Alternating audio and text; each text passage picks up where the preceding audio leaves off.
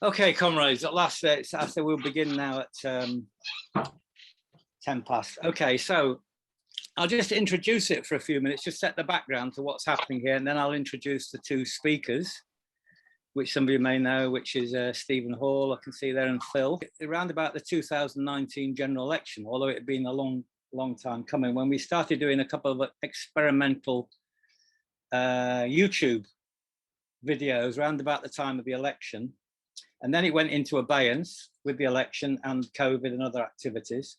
So we've been thinking, some of us have been thinking we would try and restart this project again now in the new situation. And I would just do a slight historical starting point. And I wanted to make my starting point not 2019, in fact, but 1647, when the victorious New Model Army had defeated the Royalists, captured King Charles, and assembled at St Mary's Church in Putney for what became known as the Putney debates. The Levellers, the left wing of the New Model Army, put forward the proposal for a written constitution for England called the Agreement of the People. The assembly then broke up because Charles had escaped, and then we had, as it were, the Second Civil War began.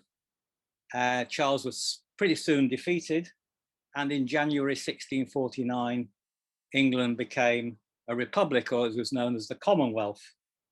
And of course, then within 6 months, the Levellers, that had been the radical wing of the army, and new movements like the Diggers, had been defeated, imprisoned, or dispersed.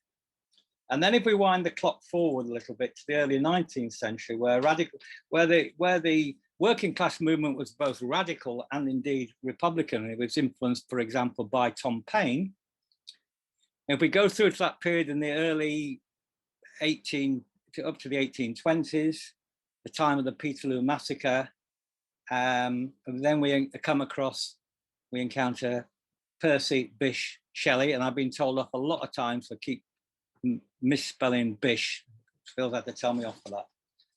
And then I was going to jump forward to 1992 and Tony Benn's Republican bill, a bill for the Commonwealth of Britain, as he called it, a bill aimed to establish a democratic and social republic, which addressed the national question because it called for British withdrawal from Ireland, and it called for parliaments for England, Scotland and Wales. Now, we know that in 1997, Tony Blair did concede parliament, one for Northern Ireland and one for Scotland and Wales, but not for England. So the democratic deficit in England, we might argue, actually is wider than it is elsewhere. It's probably one of the few places in Europe that with the biggest populations that doesn't have its own parliament, because of course the House of Commons is the British Parliament. It's not a parliament for England. So the monarchy survives, as has often been said, by periodically redesigning itself, and this is true of nations too. They survive by periodically reinventing themselves, and we know recently that the question of England and English nationalism has started to become a factor with Brexit in our politics.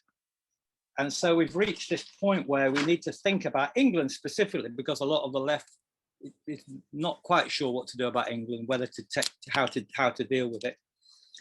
So we need to think about politics. So the idea of this project was to think about England in terms of politics, in terms of constitution, in terms of social aspects, and particularly in terms of cultural aspects. And so we have two speakers, therefore, to shed some light on this.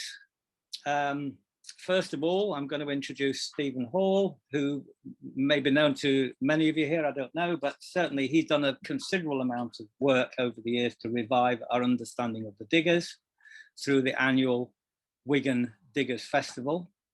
And then I'm going to turn to Phil Vellender, who's a member of the Labour Party, a supporter of Palestine, and a student of the works of the English Republican poet Percy, Bysshe, Shelley. So I'm going to ask both comrades to speak for about 20 minutes each, and then we will open it up for questions and discussions and contributions.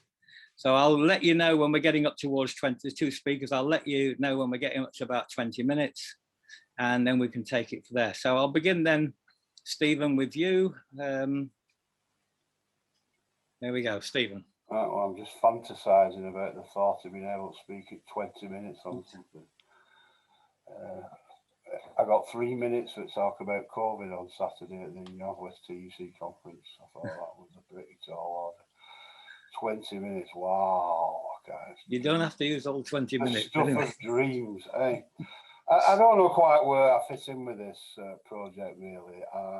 I know I like this idea of another England. You know, I'm English, such as I ever say I'm English, because I was born in England. You know, that's just an accident of birth.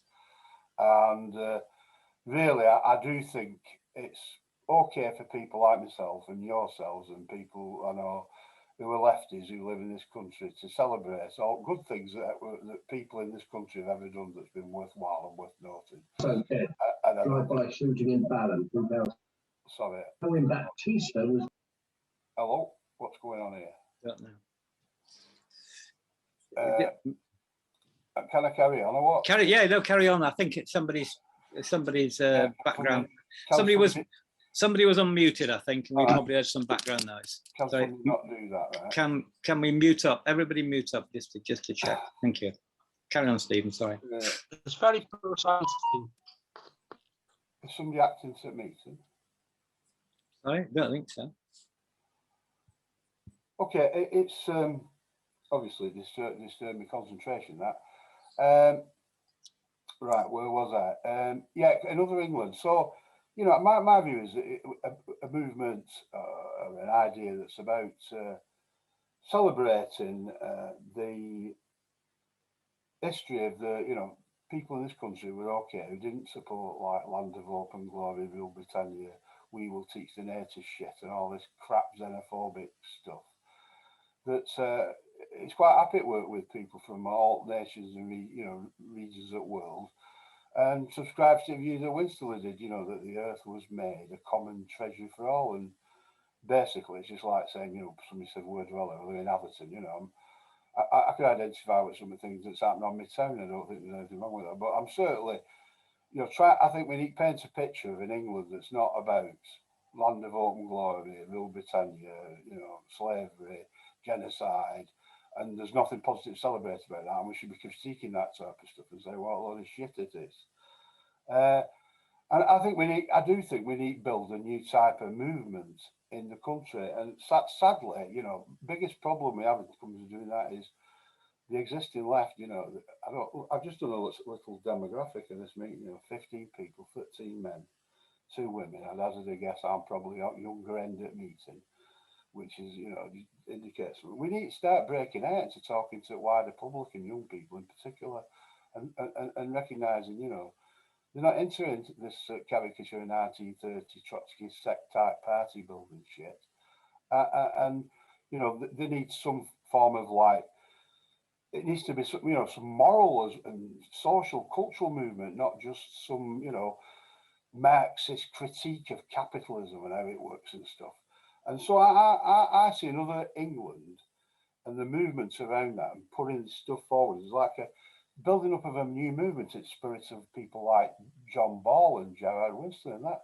And we should be promoting that type of idea now. That what we need is to start try and create on a daily basis, as well as, you know, as part of our lives, some, you know, semblance of practicing what we are intending to preach in future in terms of a future society, and celebrating things like, you know, the peasants' revolts and the Chartist movements and things like that, and also seeing ourselves as part of a wider debate that's going on about things like democracy, you know, and the fundamental lack of one in this country, and why we need a new written constitution, and how, you know, we can particularly fit in there. Now it should be a democratic constitution, and how people should be involved in, you know, it should be inclusive. And I think we can play, you know, people who if we can create that type of thing, a cultural social movement that's about cooperation, love, fellowship, and promoting an idea of, you know, real idea of socialism, and critiquing, you know, consumerism and jingoism, and you know, thunder, plunder, we will teach the native idea of sections of population in this country have obviously, you know, seem to have some warped view of history, as people in America similarly do about their country. Most other countries seem to have a warped view of their own history. And just saying, look, you know, we're human beings, we're smart enough to cooperate together to make a better society that solves all problems that face us. And the only thing that's stopping us is this small number of really rich people in a system that's geared up to just basically get most of us flog our guts out so small amounts of them can have all wealth and money and basically trash place. And time's come that we should change. And we need work. You know, we do need an international movement, but I said the idea of another England, for me, people will ask, what's that about? And you say, well, it's about a different type of England, you know, that's we're about all decent people who've lived on these islands rather than all bastards like, you know, Francis Drake and, you know, whoever, you know, because we've surely produced enough bastards in this country. And we try to come forward and put forward an idea of a better society, a future which surely can't, well, like my granddad used to always say, you know, there surely must be a better way to live than this.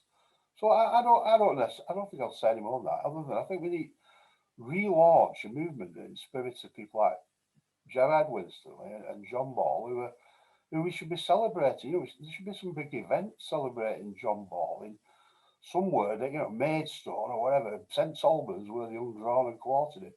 This guy, you know, we need to put him back on map. One of the greatest people ever lived on these islands. And the type of this attitude, you know, is like a primitive Christian socialism. You know, I think it's got resonance these days. You know, whereas I don't think, you know, much I've read much of Trotsky and stuff like that. You know, I don't think Trotsky has. You know, and anyway, I'll finish there. I'll mute myself. Yeah, thank you, Stephen. That's good to kick us off. But I'll go straight over to Phil if you're ready. If you're ready, more or less, Phil. When you're unmuted, and then we'll have the discussion afterwards. So we can't hear you, Phil. You're still muted. Yes, I'm unmuted now. I'm sorry. Okay, so, can you hear me okay? Yes, we can hear you fine. Okay. Well, Steve invited me to talk about the Shelley's contribution to republicanism via the Mask of Anarchy and a philosophical view of reform. The first one you've probably all heard of. It's Shelley's best-known poem, I think. And was used by a line of it, we are many, they are few, or for the many, was corrupted by Corbyn's Labour Party. He missed off the last bit, but he did at least cite Shelley, which was encouraging for those of us who've been banging on about him for the last 200 years.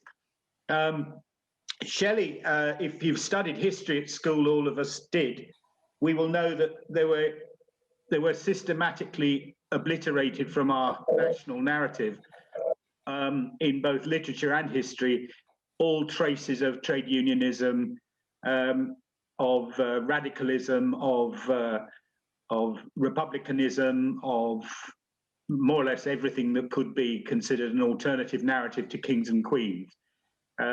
I know, for example, now the kings and queens of England by memory. I can give you their names and dates right back to 1066 because I had to learn them by rote. That was considered history teaching when I was a child. But Shelley is interesting to us because he promotes a notion of England, and this is particularly important to understand. We're not talking Britain here, we're talking England. His sonnet in 1819 is called A Sonnet England in 1819. It is one of the most wonderful pieces of radical writing in English, and it's being quoted now because, of course, people are beginning to realise the word. Shelley was a great neologist. He'd invent new words all the time. One of the words he invented was liberticide, which is the murder of liberty. He uses this word quite frequently in his writing, and if you want to check, I'm going to be showing you a few volumes just to keep you busy. If you want to check, there is this marvelous 1,000-page concordance for Shelley where you can find out which words are in which poems and how often they appear and which works. But liberticide is an interesting construct because, of course, that is the police bill that we're going through at the moment. And the reason why Shelley was writing a lot of his radical work was because habeas corpus had been suspended. That is, the right to be told why you're being arrested and not just being taken off to jail, had been suspended because of nascent trade unionism. There'd been in 1817 a couple of quite sizable risings. The Penkridge Rising was one of them. And Shelley wrote about that in his address to the his address to the people of England on the death of Princess Charlotte in 1817, which he skillfully turns a sort of threnody for this princess who was quite popular, whereas George IV wasn't.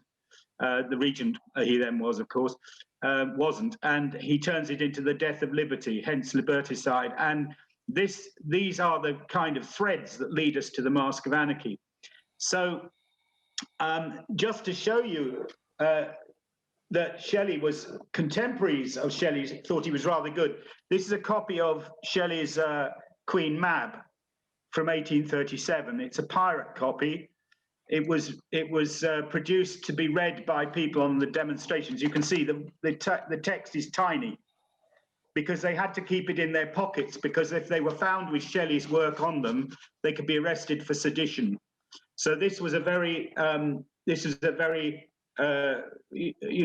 thing, that people would get hold of pirated editions of Shelley's works, and they would pass them around. And there were several large demonstrations of the Chartists. This edition I have is 1837. There were several large demonstrations by the Chartists, moving into 100,000 or so. And very frequently, people would be passing these little pirate editions of his works around. So because people were working, people didn't have the money to spend on books, but they would share their copies. Or they would form little reading groups and they would read Shelley's works. This is very common. So amongst working people, Shelley was always understood as being a radical. His radicalism probably stemmed from a detestation of religion. He wrote The Necessity of Atheism in 1814 and was expelled from Oxford University immediately for printing it himself. And his atheism went hand in hand with a view of the French Revolution as being a good starting point, but failed through its descent into terror. So a lot of what Shelley is talking about, and people say, well, he was a pacifist. Well, that's sort of true. Personally, he in some works, he advocates violence against the state if all else has failed. So he isn't 100% a pacifist, but he does, I think it's true to say, promulgate the idea of civil disobedience. So in the Mask of Anarchy, why do we have a mask and why do we have anarchy, I suppose is the question.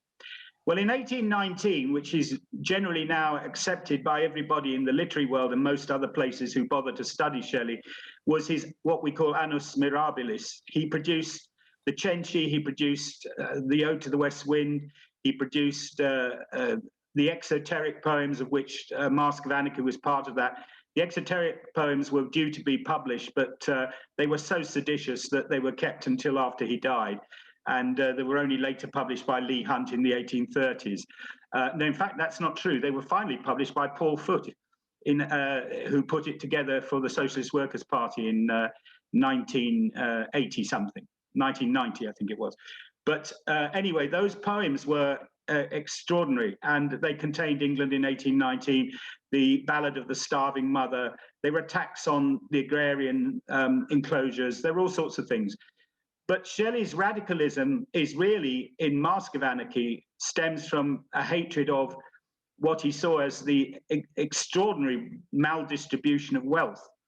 And he had to leave the country for personal reasons, but he also would have been arrested if he hadn't, because he was being looked for by various forces of the state for some of the stuff he'd already published. As one example would be the Revolt of Islam, which was first published in 1817. So anarchy, what is the anarchy of the Mask of Anarchy? It's not anarchy as we would understand it from Kropotkin onwards. It would be more the idea of, it's two things really, it's the individual and the state. So anarchy is a figure that is representing the state apparatus, if you like, the body of the state, the inside, what we would say is the crown. Shelley clearly identifies the difference between the crown and the monarchy. The monarchy, to Shelley, he cites, I believe he cites Tom Paine here, but it may have been an original of Shelley's, where he says the monarchy is the string that ties the robber's bundle. He does not ascribe to the monarchy an exclusive and large amount of authority. He doesn't see it as central. The central thing is the crown.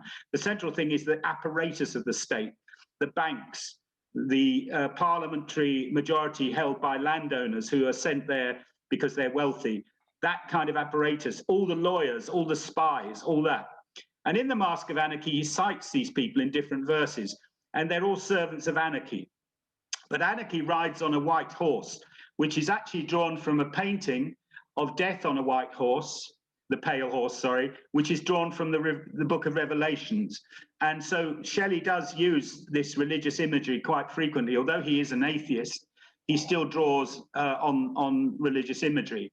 And Death on a Pale Horse is the image of a non-caring government, a government that spreads poverty, that spreads hunger, that spreads death. And we must understand that in 1819, of course, England was just getting over the end of the Napoleonic Wars. But because of the war costing so much, the country was in a terrible state economically. And then there was the question of the corn laws and all that stuff. And the price of corn shot up. Imports became very expensive. So many people were starving. So Shelley writes the Mask of Anarchy because he wants to front up the idea that the danger after Peterloo, which is of course, the political event that triggers the Mask of Anarchy, after Peterloo, it is not the people who are anarchy, it is the government that attacks them at Peterloo. And he sees the state as a state of anarchy because it spreads disorder. And, you know, if we have time, we could read some of the lines from the Mask of Anarchy, but he talks about the anarchy trampling up and down, trampling on the crowd. And the first part of the poem is in fact a kind of masquerade. It's a kind of procession where the whole of the state apparatus parades by. And it's not in that part, he's not actually doing his, what I would call his radical history lesson. He's not doing that. That happens after the appearance of the maid, the shape called Light, which causes anarchy to flee and disappear. So it's sort of it's a little mechanical thing, device he invents. But the state of anarchy is portrayed in the first stages by representing all the ministers of the crown. One very important one was Castlereagh, who was the hated minister of Ireland and was also involved in the whole settlement of the end of the Napoleonic Wars, the Congress of Vienna, where they reinstated the absolute monarchs after Napoleon had been finally carted off to St. Helena. And so Shelley says, I met murder on the way. He wore a mask like Castlereagh. Very smooth he was and grim, and 7 bloodhounds followed him. And then he says, from his wide cloak he drew and tossed some human hearts to chew. The 7 bloodhounds being the European nations that banded together with England to defeat and Russia to defeat Napoleon. So he sets the scene immediately by mentioning murder. I met murder on the way, he says. But all the other ministers are mentioned, and they're all described as contributing to the misery of the country. But the whole thing changes when he ascribes to a feminine figure, a maniac maid. A lot of Shelley's most important figures in his poetry are women. For example, in Leon and Sidney, it's Sidney who carries out the revolution in the Revolt of Islam. I mean, you get obviously the starving mother. He focuses on women very frequently in his poems as being the active people, which individuals or characters or protagonists, which is unusual in many cases in poetry at this time. But anyway, the situation changes, the anarchy disappears, and then Shelley embarks on this very lengthy, from lines 1 through 5 to the end, he goes on about the history lesson. It's a kind of political lesson. So the first part is really written in the form that many people would say is a literary ballad. The second part becomes more of a straight ballad, although it's a ballad by a poet, not a ballad by a trade unionist or a ballad by a traditional balladeer. And we need to understand also that Shelley read a lot of trade union papers, and things were sent to him by people who were radicals at that point, and they were sending him ballads. So he did have a model. He had models from these to work on. And in the second part, of course, which finishes with the famous "Rise like lions after slumber, shake your chains to earth like dew, which in sleep have fallen on you. Ye are many, ye are few." He raises here the image of freedom, of liberty, of being a material condition, but also a mental condition. Now, some of you will probably know, I'm sure you will know, the Blake's London, where Blake refers to the mind-forged manacles, those chains that well, it's possible Blake was referring to the Hanoverian kings because he didn't like them very much. But we've already had this kind of chains image coming in radical poetry. But there is a big difference between Shelley and Blake, because Blake is really more, it's an intellectual freedom, it's a religious-driven idea of freedom he has, whereas Shelley's is based on economics and ideology, which is how this links to a philosophical view of reform, which is very much more a discussion of economics and the resultant need to change the society with political action.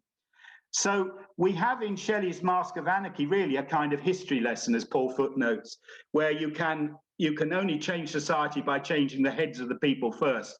And so really what the shape of light is a kind of consciousness raising. It's not literally a light, it's a kind of achievement of revolutionary or reforming consciousness. And Shelley was a gradualist. He wasn't a kind of overthrow the state and hurrah, and let's all let's just seize the means of production, kill everybody in the ruling class. That wasn't really where he came from, because he was, of course, an aristocrat himself. But he had noted the lessons of the French Revolution were that people need to have a much broader understanding of what change needed to be before they could embark on it. Otherwise, you end up with Robespierre and the tumbrils and the terror. And that really did frighten people. It's hard to believe now just what a big impact the French Revolution made on people who were on the reforming side. And that's why they determined to embark on the case of reform. So what is Shelley? Shelley has this kind of tripartite thing of I am God and King and law. Anarchy proclaims himself as I am God and King and law. So the state is defined by Shelley as religion, law, and I'm God and King, and of course the monarchy. But King, in a sense, is the figure. The real power is law and God, because you can't keep people in check if you don't have an ideology, and you need laws to back it up.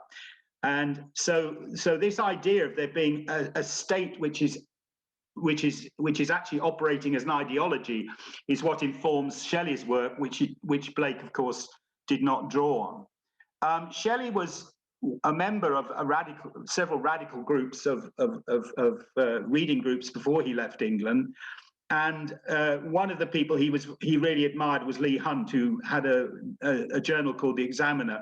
Hunt did time in prison for publishing a lot of works. In fact, I believe he did time for some of Shelley's things that he published. There was Richard Carlile. Richard Carlile ended up getting jailed because he published Thomas Paine's Age of Reason. And he was jailed for doing that because that was seditious by the time he got round to publishing it, well after the 1790s. It was the early part of the 1800s. So England is a very repressive place. It has a government that's been in power longer, or will be in power longer than any other before it, and probably even since, unless this lot carry on for another 10 years. Lord Liverpool's administration. So it's a very repressive place.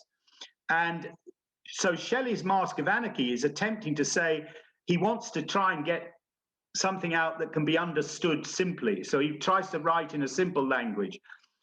Whereas some of his other poems, like Prometheus Unbound and Leon and Cythna, are quite hard to understand. They're quite elusive. They allude to all sorts of Greek figures and so on, which a lot of common people probably would not have understood. Although it's a mistake to underestimate the educated level of working people at that point, because they were getting educated through informal means. They had preachers who had read these things and were revolutionary or radical people, and they did have access to these tracts and these texts. So Shelley wasn't entirely going wrong by using allusion, but he decided to tone it down a bit for the Mask of Anarchy. So what happened to it? Well, the Mask of Anarchy remained in a drawer for the best part of 20 years. It wasn't published until 1837. And Leigh Hunt changed the name of it from the MASK to the MASQE because he wanted to soften its threatening nature. And of course, Mask, anarchy, of course, I've said, is the state. Mask is the ideology, the ability of the state to hide itself like a Russian doll behind various kind of images and distractions. And very much as what is going on now, if you like, if you think of celebrity now and all that stuff, all the stuff of the TV, commercialization, media, that's sort of what Shelley's on about. Masking is important, and by changing it to mask, as in masquerade, Hunt makes a different, switches the emphasis to the first half of the very much the first part as a masquerade, rather than Shelley wanted it as a violent state. Recording of a violent act of state repression, the process of anarchy going through MASK. Anyway, it was published in the 1830s, late 1830s, 1837, by Leigh Hunt. And by that time, of course, we'd had Leigh Hunt published it because we'd had the 1832 Reform Act. And he thought that it was safe enough to publish it by that point. So radical was it considered. Okay, so if we, I'm apologizing because this is rather a speedy kind of rush through. Sorry. I'm going to suggest that just looking at the time, Philip, I'm totally closing your time, but you can come in through questions. Yeah, sure. Yeah, okay. I'll be very quick. So can I give you one little quotation from a philosophical view of reform, or a comment on it? And this is really, will sum it up. I mean, it's basically very much about developing an economic argument for changing the state. And remember, Shelley's interesting because he's actually interested in economics. He's not a kind of, a lot of people think, oh, romantic poets were all about, skylarks and, I wandered lonely as a cloud and all that stuff. But he wasn't. He was actually Shelley was a brutally intellectually sharp person. And people found him quite hard to argue with because he actually had read so much. I've got a complete list of all his readings and Mary's. And how he found any time to do any writing, I have no idea, because he read over 4,000 books. That was only after 1818 when he went to Italy. And in this quote I'll give you here, his essay, I'll just read this to you. His essay, A Philosophical View of Reform, which on the surface was about the possibilities of reforming the English Parliament to make it more representative, contained within it a message about how reform would not be enough. Why demand universal suffrage, he asks, when you can demand a republic? Quote, the abolition of, for instance, monarchy and aristocracy and the levelling of inordinate wealth and an agrarian distribution, including parks and chases of the rich. So in other words, it's not good enough to just stop at Parliament, Labour members note. It's important to go even further. And this was in 1819. And I think our question is, why 200 years later do we still have a monarchy, which Shelley wanted abolished? They were all Republicans, his friends and himself. Why have we still got this ridiculous Parliament, which is basically not representative? Now its representational lack of it has changed, but it was still not representative. It's fascinating, isn't it? Quickly, I'll finish here, Steve. We've got now, somebody said in I think it was Open Democracy, in a recent article, said you need 51,000 votes to change the government. Well, that's sort of like saying rotten boroughs, isn't it? It's not a democracy if it only takes 51,000 votes to win an election. It's no more democratic than the old rotten boroughs were that Shelley was calling to be abolished. I'll stop there.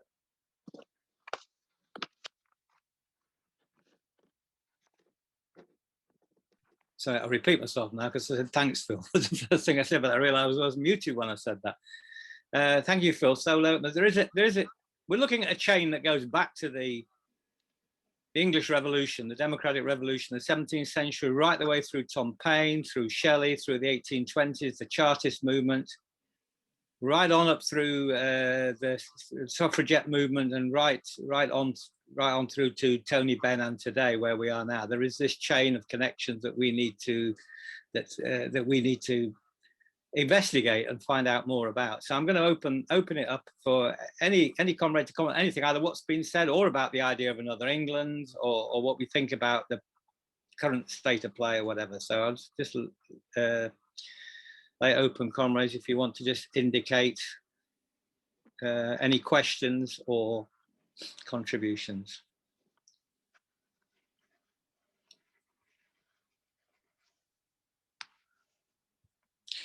Marie, I see Marie at the moment. I haven't seen anybody else at the minute. Okay, Marie, fire away. Yes, I have a question because England and Scotland were united in 1701. Is that not right? 1707. 1707. Yeah, you're right. Yeah. Act of Union. So all that time that you are speaking about England, now how is that squaring with the fact that England is not really by itself? It had conquered Ireland at the time of Charles I, after Charles I, if I remember well. Elizabeth I or Henry II, even, actually, a long time back. Okay, so how is it to come? How is everything you have explained? Why is it only England that we are talking about? Well, in Shelley's time, as we will probably remember, England was a colonial power. And in the British Isles, England was the dominant power because they paid for the Scottish Union. They ran Ireland through their Protestant Northern Irish place people. And Shelley saw the Westminster Parliament as West London, essentially the City of London. If I'd read you bits of Peter Bell, you can see how he critiques the City of London. But he understood that's where the centre of power was. And he refers to the 1688 revolution, not as a revolution of liberty, but as when the corruption started, what he calls old corruption. So England in 1819, because England is basically the power, that's where the power is. And everywhere else relies or is run by England. Shelley travelled to Ireland. He was there in 1810. He tried to support the revolution in Ireland and Robert Emmet. He detested Castlereagh, who crucified revolutionaries on the Green in Dublin. He wrote an address to the Irish people in 1811. He travelled to Scotland to show solidarity with strikers there. He went to the West Country as well, and to Wales to support strikes. I mean, the guy was actually quite extraordinarily active politically as a poet, as well as writing. So, but England was seen by Shelley as the dominant country of the Union. Okay, next I can see Larry. Okay, Larry, you're muted, Larry. Can you? Yeah. Okay, got it. Yeah, good. Thanks very much, Steve. Yeah, it's interesting discussion, and obviously from my point of view, a lot of things I failed to understand in the 60 odd years that has passed me by. But what I will say is that the interest of republicanism, as I think you mentioned before, Steve, was it died around 1870 and has not really come back onto the agenda. And the issue that I have is, yes, I believe in formulating and you mentioned earlier about a federal republic to solve the issues of the unification of Great Britain. But one of the things that I want to try and gain from these discussions is how we get this back on the agenda at workplace level. And these, because that's always where I've worked. You know, it's I've come from what might be called a syndicalist point of view, and with the decline of trade unionism, we're seeing less and less opportunity to educate the working class in that sense. Although the trade unions are deemed as a reformist organisations, but for the betterment of ordinary working people. But one of the things, and I'm being a little bit flippant here to Phil, is that I've never seen anybody on a mass demonstration, particularly things like the poll tax, with a copy of Shelley sticking out of their back pocket. You know, it's difficult to try and educate workers to defend themselves, yet alone take along literature to enhance their education on a demonstration. It's very difficult to try and put forward. The only way I can do it, and we've issued an invitation to Steve to come to one of our trades councils, because these are the sort of platforms that republicanism has got to be raised, and it's through that format and that conduit that, unless we put republicanism on the agenda for discussion, I mean, I've never heard it mentioned at Labour Party conference at all, which is not surprising, you know, due to their reformist nature. But these are the sort of platforms I think that we've got to try and enhance. Thanks, Steve.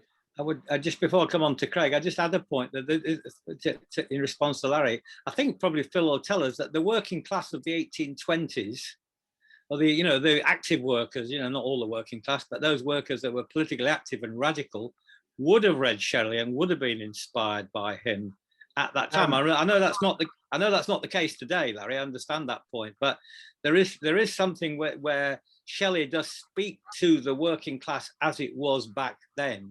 A message which I believe is still relevant today. In other words, he spoke about democracy and republicanism and the power of the crown and things like that. So I agree with you that is Shelley's not. Well, anyway, look, that's for Phil to come back on rather than me. But I just make that point. But I'm going to get on to let's hear someone else, and then I'll talk. Yeah. I'm going to go to Craig now. Craig, after seeing your hand up, you need to unmute, Craig. So sorry. That's it. No, is that it now? Yes. Yeah. Thanks. Sorry about that. I'll get used to the technology eventually, I guess. I live in Glasgow. I'm a member of the Republican Socialist platform of the Radical Independence Campaign in Glasgow. One of our in Scotland, rather. One of the things we're trying to do at the moment is keep RIC alive, actually, and to develop it. I just think this is a fascinating discussion, and I think it's really, really important. Just on what was the previous speaker was saying about taking republicanism into the trade union movement and raising people's awareness of it and so on, and how do we get it back on the agenda? Of course, in Scotland, and I'm also in touch with people in Wales as well, the independence movements there, in a sense, have posed the constitutional question themselves for us. And it's really opened up, or is opening up, opportunities to argue about republicanism and what it means. Phil said something about, he quoted Shelley about going beyond what we've got at the moment. Why do we want universal suffrage? Why don't we want a republic, and what kind of republic should it be?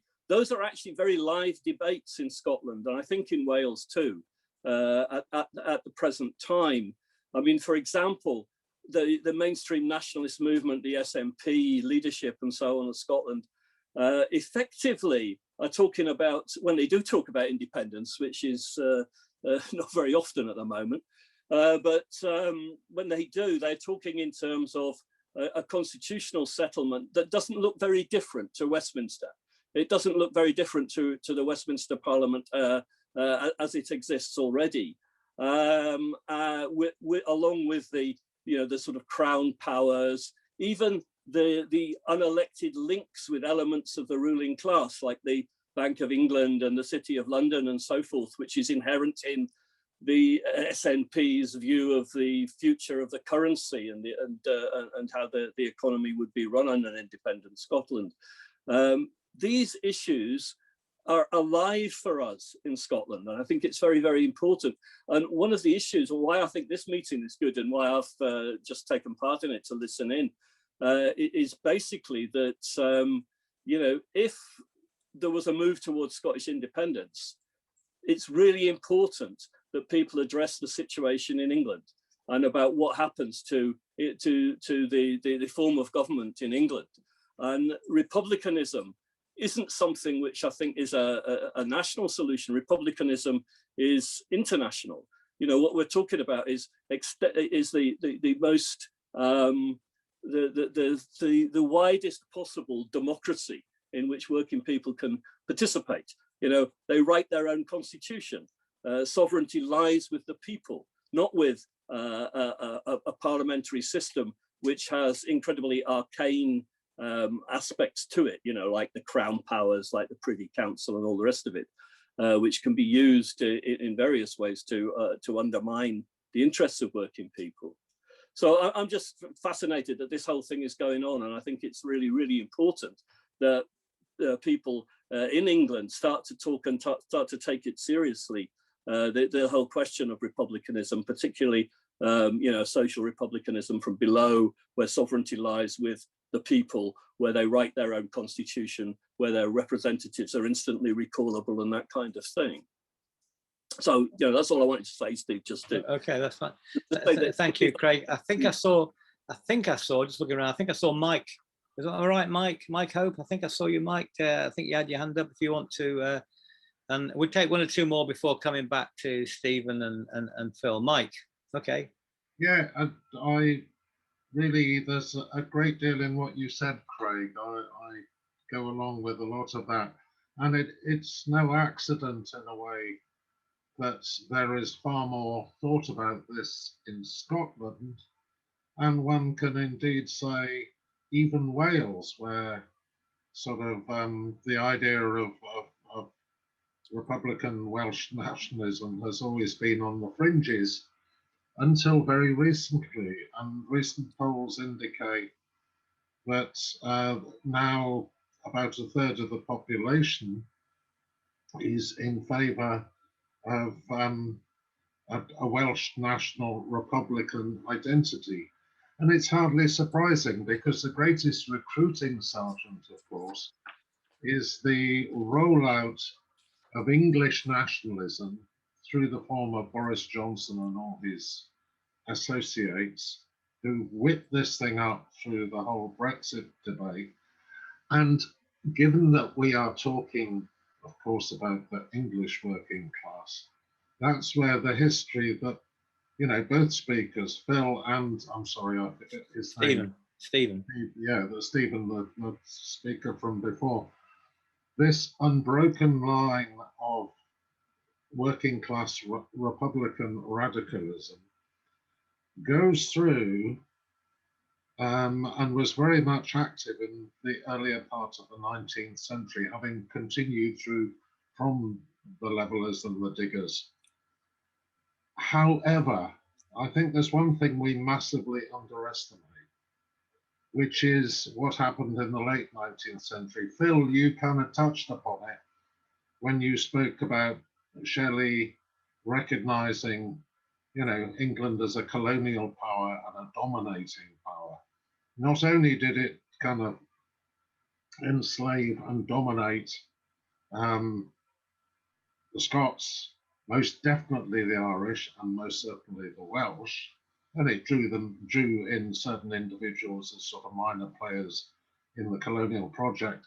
But as the colonial project, as capitalism developed, and colonialism gave way to imperialism, and the ideological kind of consequence of that, I mean, a great thinker on their side, not our side, was actually Cecil Rhodes, because Cecil Rhodes, coming back from making vast sums of money and slaughtering vast numbers of people in Africa to create Rhodesia, he saw striking workers on the streets in London, and he was pretty worried. But his solution was to create, was to try and encourage this ideology of imperialism, whereby the working class would be given some crumbs and they would be given a limited form of suffrage so long as they were loyal. And that was the deal. And that has been the deal since.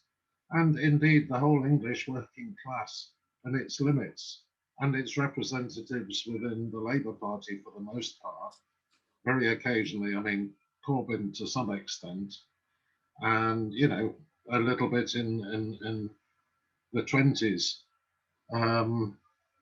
you know, around the time of sort of creating sort of socialist republics in, I can't remember the part of East London it was, but somebody will tell me.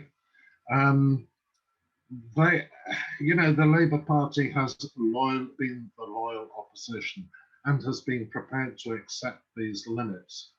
And of course, when it comes to it, it's that same thing which delivered Brexit, because it's about everybody having a rosy tinted, completely false vision of what Britain, England was and could be, and this kind of rosy tinted view of empire, which affects all elements of culture and all elements of relations with people who have been drawn in through the economy in its imperialist stage, drawn in to work here in England, our mother country.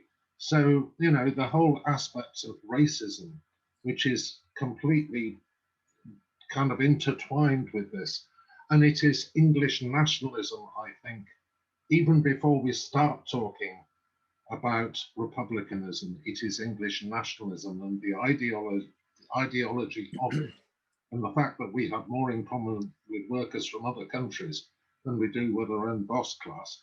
That is the nut we have to crack. Yeah, good. Okay, I think I'm going to go on to, I've seen John and then George, I think is the next order. I hope that's the right order. Okay, John, you're muted, John. Oh, that's it, you're unmuted. Right. But, okay, thanks. Yeah, I think this has been fascinating. Before coming on here tonight, I looked up various things, and one of the things which was very true in my mind anyway was the importance of culture, which has really not been very much reflected in the politics of the left in my lifetime.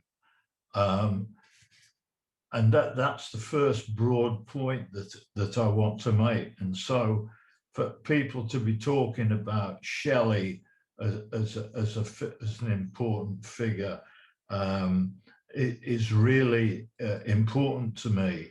And I would remind people that in the 1980s, as well as Orgreave and the miners' strike, there was the Battle of the Beanfield, where the New Age travellers were absolutely smashed by the coercive power of the state, because they represented a cultural threat, a threat about, as Steve put it, a better way of living. There must be a better way of living than this, which is what Stephen's granddad had told him. And that's what they were trying to reach at. And the Thatcherite state at that time found that every bit as threatening as the miners' strike. And things like the free festivals, which happened in the 1970s, were really important too. The Rock Against Racism events of the 1970s and 80s, the existence of the Workers' Educational Association, all of these cultural things are really important. And while I'm on, I think we should all celebrate the victory of the Shrewsbury pickets today, which we've heard about. The second point for me is, and it's very much following on the back of what Mike was just talking about, is the way in which republicanism and the struggle against it are so closely intertwined with British imperialism. On all key occasions in history, in the 1640s, the radicalism of the 1640s ended in Cromwell going to Ireland and really stamping out the resistance in Ireland in the most vicious way possible. Shelley and his radicalism, the radicalism of the 1810s and the 1820s, came hot on the heels of the United Irishmen rebellion, which again had failed. And it even comes, and Mike talked about late 19th century British imperialism, which became truly worldwide at that point, and how working class jingoism was really developed. There was a big cultural offensive, but in Britain in that late 19th century, which is still with us to a large extent. And in terms of what I think it was Larry who was talking about how can we make republicanism relevant to the working class. In the 1970s and the early 80s, I was a member of Tameside Trades Council up here to the east of Manchester, and we'd done various things. We'd had an unemployment committee from very early on. We'd had, and on that Trades Council, there were left social democrats, an anarchist dustman. There was a member of the International Socialists before it became the SWP, I think. There was me, who was in Big Flame at the time, and a variety of other people on the left.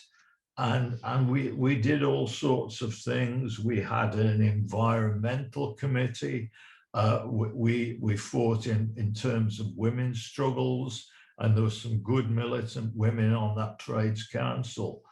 But the TUC disaffiliated that Trades Council in the end because of our activity on Ireland. And for me, that's very important. And I think that we need, therefore, to link taking republicanism forward and English republicanism forward very much with culture and cultural struggles and cultural developments, and bringing culture alive, because it's very often more accessible to people than the finer points of dialectical materialism and so forth. Culture is an important battleground, and I mean, one reason, apart from the fact I really enjoy it, that I go to an open mic, is because of meeting people who are into culture. And believe me, open mics are important, radical, cultural places. So that's really all I want to say. Thanks. Okay, thanks very much, John. I think George was the next person that I saw. So George, would you like to unmute yourself? Unmute yourself. Can I just ask one very brief question? John, was that Thameside Trades Council? Yes, yes, that's right, yes, Yeah, yes. I knew people involved in that. You're absolutely correct. Okay. Yeah. George, okay, George. Yes, I'm very glad that one or two speakers have brought up the question of Ireland, which is obviously one of Britain's oldest colonies. Because in our education system in Britain, we were never taught about the history of Ireland. Well, certainly not, up to 1921. And I'm glad that this question, Ireland, has been mentioned a couple of times. The other point I want to make is, so I'm glad also that the class dimension has been made by one or two people, because it's not a question of Britain, Wales, and Scotland, England, Wales, and Scotland.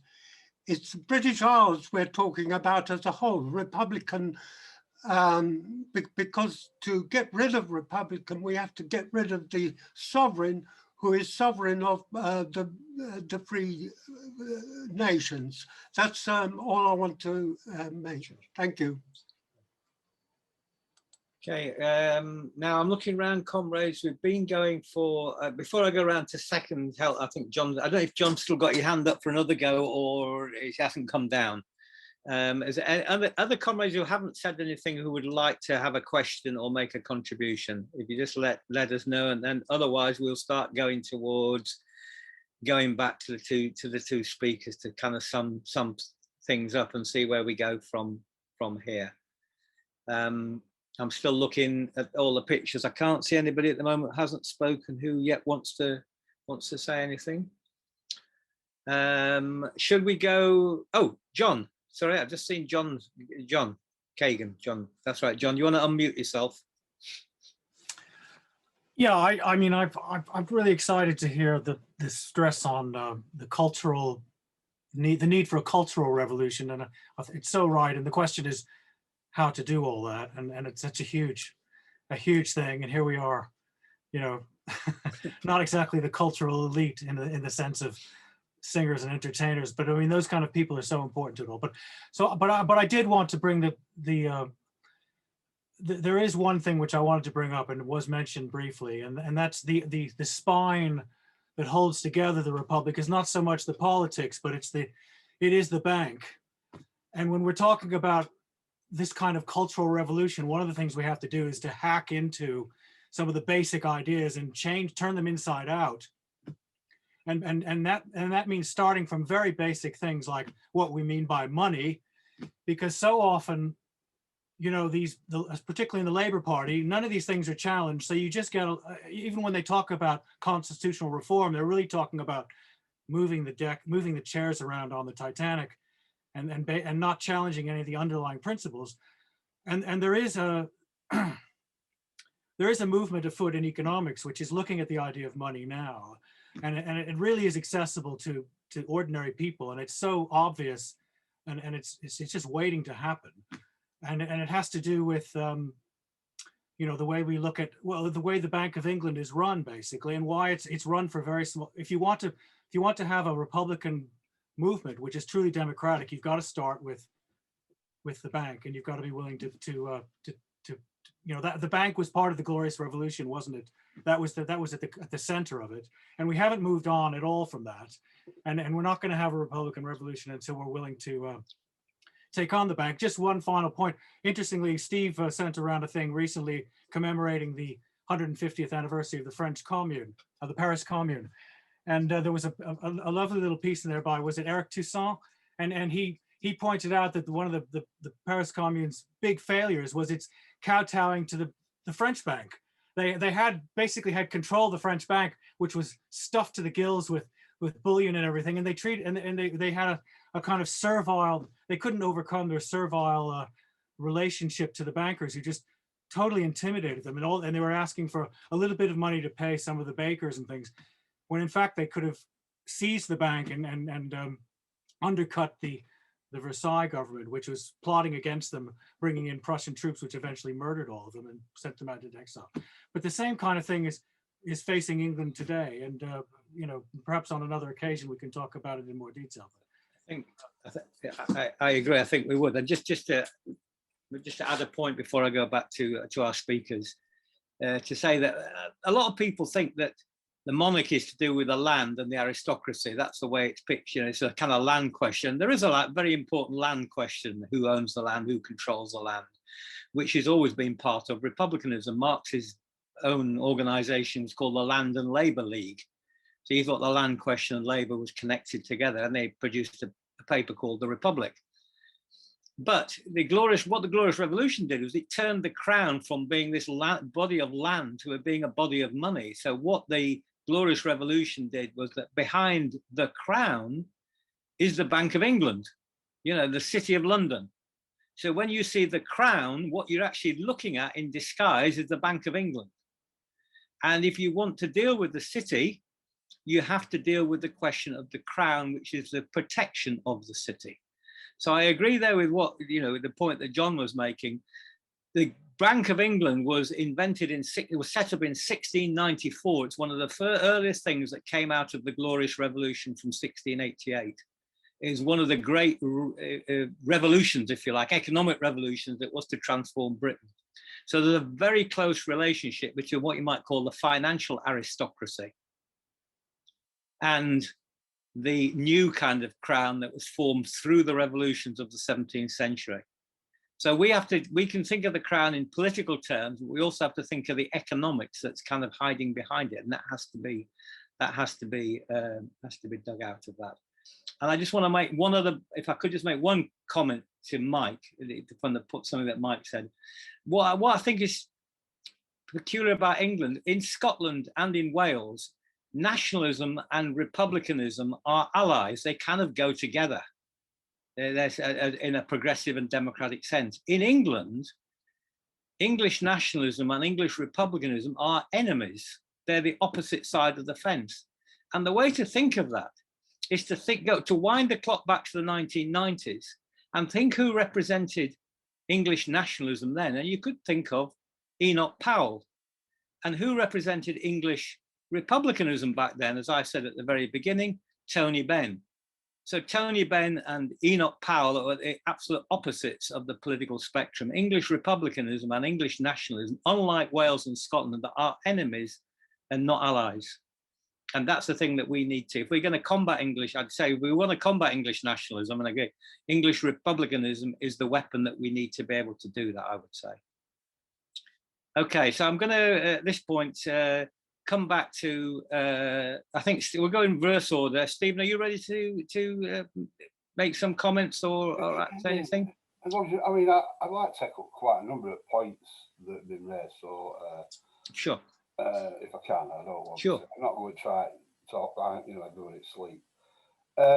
Just a point about something you mentioned about English, and while we're just talking about England and that. I mean, personally, I'm only talking about England because that's where I was born, and I don't think I should be telling Welsh, Irish, and Scots what they should be doing. So, you know, other than that, and us organising some form of movement in other England, one of the things it does is it pisses off the people who don't like what we're saying, which is worth doing, you know, it's worth doing anyway. But I think this group, I don't know what positive contribution I can make to, if any. But I mean, for me, what you need to do in terms of promoting republicanism, and looking at backgrounders with people who've talked, you know, I'm a similar person. I've been active in Trades Council movement all my adult life. You know, President of Greater Manchester Association of Trades Councils, you know. But we did stuff around Peterloo, you know, focusing on bicentenary, which you think, you know, which were popular. We had a couple of thousand people come along to the event we organised in St. Peter's Square, and you know, had various meetings that went up to it. We did as much as we could out of it. But going on afterwards, in terms of getting them in democracy, it puts people. It wasn't considered all the, you know, democratic reforms and republicanism as being an immediate priority, you know, when cuts are being implemented, this is happening, that's happening. And so we decided to just support the call for PR and to back other things. I mean, we don't have resources to go and do anything much different anyway, but really, the best way we are able to communicate anything like republicanism as an idea or anything is through the annual Diggers Festival we have in the Greater Manchester area. And other events we try to promote, or I've tried to promote across the Northwest, like the Preston People's Festival, which is about celebrating Chartism in Preston, and people like the fact that Henry Hunt, an MP there, moved first person in Parliament, moved votes for women, and things, you know, other events elsewhere. And I just think in terms of putting forward the arguments over republicanism and any debate on it, we need to do more of that type of thing to, if we want to broaden out the base of the debate on these issues. And we need to be doing more things like, you know, the talk what Phil did then about Shelley, you know, I thought that were absolutely fascinating stuff. And I thought, yeah, Shelley's got to be up there as one of the greats, hasn't he? And we need to do more of that stuff, make them into documentaries and all these things about, you know, setting up at Bank of England, why that were important, and what you know, all these things we need to start pumping out as good quality media that we can circulate and help create, you know, a background knowledge of our actual history, you know, proper history, and what significance it has, and tying it up with events like festivals, celebrations, summer schools, lectures, whatever, an whole program of, you know, events. And really, if you ask me what useful role people in this group could do, is actually try to facilitate that thing happening in a systematic way, perhaps along theme with another England, you know, cultural events, whatever.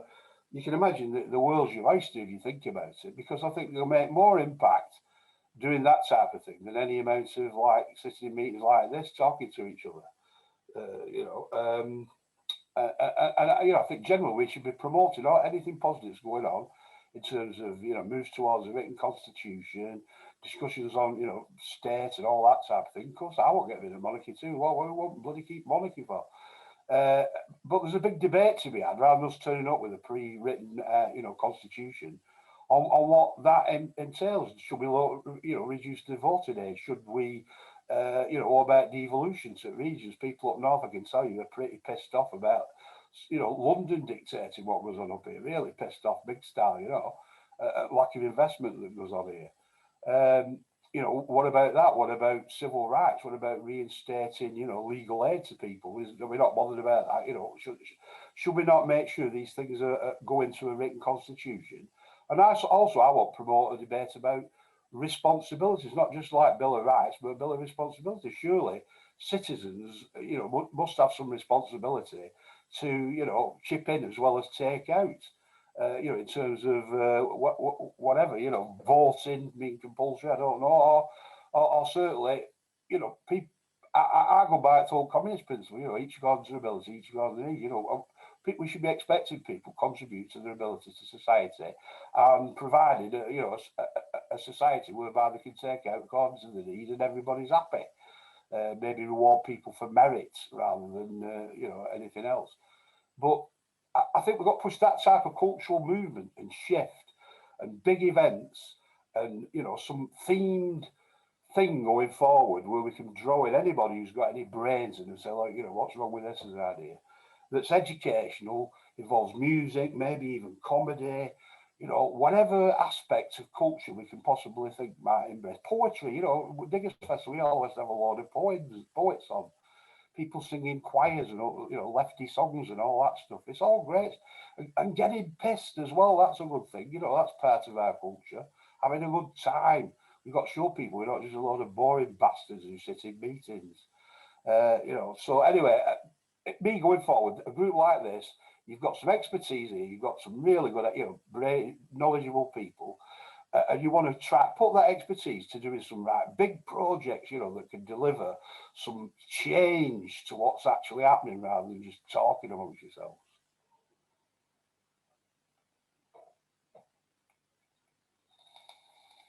Okay, shall I contribute? Can't see you, Steve. Steve, you're yeah, not. Sorry, yeah. Okay. Sorry, Phil, I said yes. The answer was yes, sorry, please do. I don't lip read at the moment. I might soon. Yeah, I just wanted to go back a little bit about some of the comments I've heard about getting the message out on demonstrations and so on. Can I'm firstly a historian and secondly a literature person, but my interest in literature is based on its historicity, its historical context.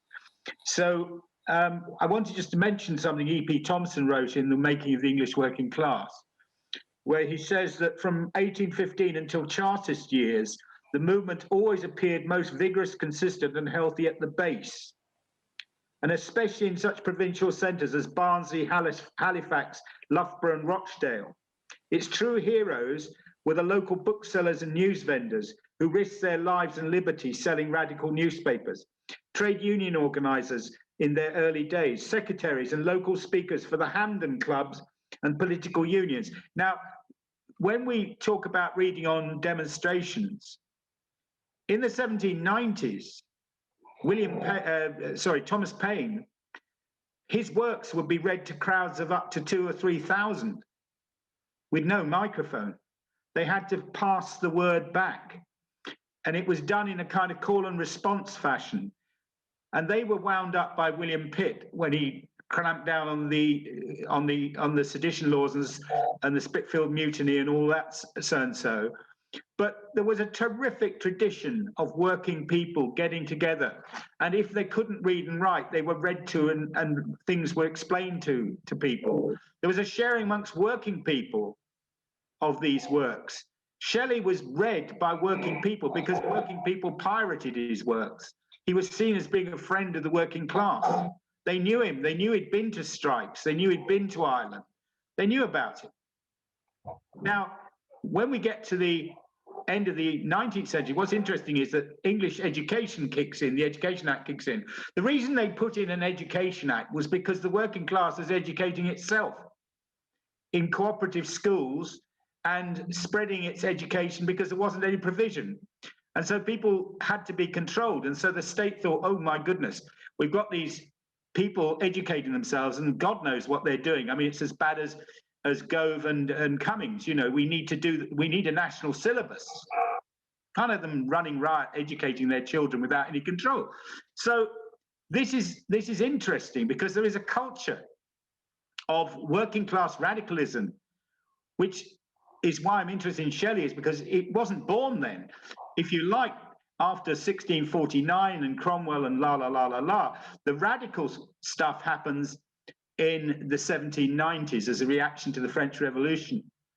But those people were oppressed in incredible fashion. Selling a newspaper got you jailed. But what's interesting is these people didn't go to jail and expect a reward for it. They went to jail in service of the revolutionary ideas or reformist ideas they had.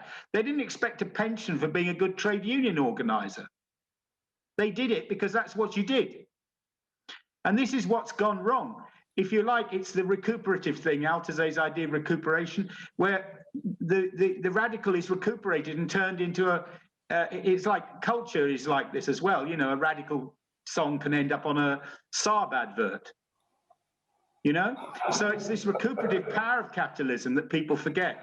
It's enormously powerful. It can turn any radical idea into the service of capital at the drop of a hat because it waves a checkbook or whatever the modern idea is. Probably not checks, is it? It's probably bitcoins. You know, they wave this and people then will take the king or queen shilling or the bank shilling or Murdoch's or whatever, and they're on the payroll. These people were not like that. If you think about the people who went on strike in Leeds, right? 1 million people were on strike in 1816, 1817. They demanded to be transported to Australia because they were starving to death. They couldn't imagine it being worse than staying in England. Can you imagine having a strike of 1 million people? There were more troops stationed in England during the Napoleonic Wars than there were fighting Napoleon. Castlereagh created the barracks in all the major towns and cities of this country. You will find large barracks, Colchester, Nottingham, all around. These were created to keep the working class in check. They were terrified that there was going to be a revolution. So the repression was enormous, but the response was very important. The working class organized itself. It had an educational vitality. It had an interest in ideas. And they read voraciously as best they could. But the SWP Shelley, which we've had mentioned earlier, we can't make Shelley into some revolutionary socialist. That's not what he was. And that's where I differ with Paul Foote. And I fell out didn't person to person with him. In fact, you know, I went to he was the only person talking about Shelley for years. So one had to kind of accommodate his version of it, but it's not a version I subscribe to. But Shelley first, do you know, he was only 12 when he went on his first anti-slavery meeting. He spoke at it against slavery at the age of 12. Why? Because his father was a member of the abolitionists, even though he fell out with his father. His father was an abolitionist. But slavery is interesting because this was something Shelley follows all the way. He wrote a fantastic essay on the rebellion in Haiti, supporting it. He supported feminism. He supported vegetarianism. The guy was very, very interesting. And also, I think it's worth saying that in our schools, Shelley is still not taught on the GCSE paper. He's not taught. Or if he is, we get a few lyrics, you know, the Skylark, which is still a revolutionary poem, by the way. It has a message, but it's not obvious. You'll never see the Mask of Anarchy. The Mask of Anarchy wasn't in any books of Shelley's poetry for years. It only started to be printed after the 1970s. So you've got to imagine this literature has been suppressed. So my conclusion is this, following on the excellent contributions I've heard that have really interested me tonight, is we still have three questions. What is slavery? What is freedom? And how do you get from one to the other? Those are the three underlying questions of Mask of Anarchy. And those questions were posed by Shelley in 1819 and only heard in 1832 and read when Leigh Hunt finally published it. But those questions still remain. I don't mean slavery, well, I do in some respects because we've still got slavery going on, haven't we? But I mean slavery in the sense of wage slavery. I mean, it can be applied. And there's still slavery going on. There are people living in Libya who are slaves, surviving. So it's still going on. And the idea of slavery is also a slavery to jobs. You know, the thing Steve and I have discussed at a length is the economistic view of the left. It lacks a cultural view. And we need to start to wage a culture war of the left. You know, we need to rise like lions and actually oppose this rubbish about freedom of speech, about cancel culture, all that nonsense.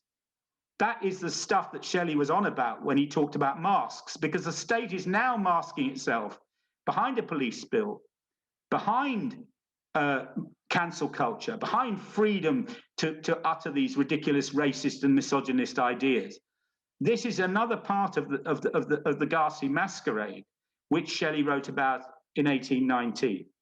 And so I think that is really why you can never afford to go out into the street without a copy of Shelley in your bag, because something will happen during the day and you'll think, oh, blooming heck, I think he mentioned that, I better read it again. And that's what I've done for the last 50 years, since my teacher told me at school I couldn't read Shelley.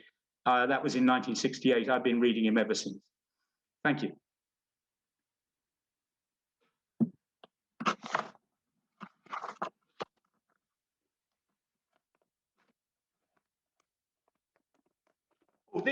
This, by the way, is an 1822 copy of the Republican Vincebus Knox. He was headmaster of Tunbridge School, but he published this in 1798, and it was to get rid of the monarchy. It's called The Spirit of Despotism, which of course is a mistake. Yeah. This is in better condition than most of my books. It's over 200 odd years old. There you go. So that's one of them, and this is from the Anarchist Bookshop. I got this in Whitechapel in 1972, 73. And this is the only copy available for years of Shelley's Philosophical View of Reform. It was published in 1820. Only 100 copies were printed. I managed to get one in a junk shop. So thank you. I just thought I'd show you that his works are still not widely available, although they're more available than they were. They're still not read enough. Try and check on your schools if you know people with kids at school, demand to know why they're not studying Shelley in their English lit classes. I would think that's what I would start at. I don't have any children or grandchildren, unfortunately. Otherwise, I'd be down the school gates all day long reading it outside the school gates and getting arrested for sedition. Thanks very much to both our speakers. Thanks very much to both our speakers. All the comrades, thanks for comrades coming on. All the comrades are on various email lists. Thank you for having me. Yes, thank you. And I'm going to be, obviously, we're going to follow this up and think what we're going to do next. And obviously, we'll have to discuss that later. I don't think we'll try and discuss that now. I think we've tried to show in this meeting that we need to talk about England. We need to talk about our constitution, our democracy. We need to talk about our culture and our history, the history of class struggle, poetry, music, drama. This is all part of the struggle in redefining or uncovering what England is, what England was, and what England can become. Unmasking England and discovering what it can really be, hence the Mask of Anarchy. That's what we have to do. So, comrades, I'm going to end it now, unless there's anybody really, I think we'll end it at this point. Thank you all for attending.